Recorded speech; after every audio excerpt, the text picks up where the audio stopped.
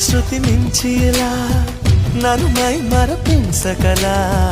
తడబడి తల వంచిలా తలపును అని చేస్తే ఎలా మరేం చెయ్యనే నీతో ఎలా వేగనే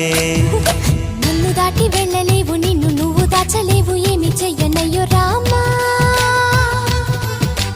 ఉన్న మాట చెప్ప నీవు ఊరుకుంటే ఒప్పుకోవు ఇంకలాగే సత్యభామా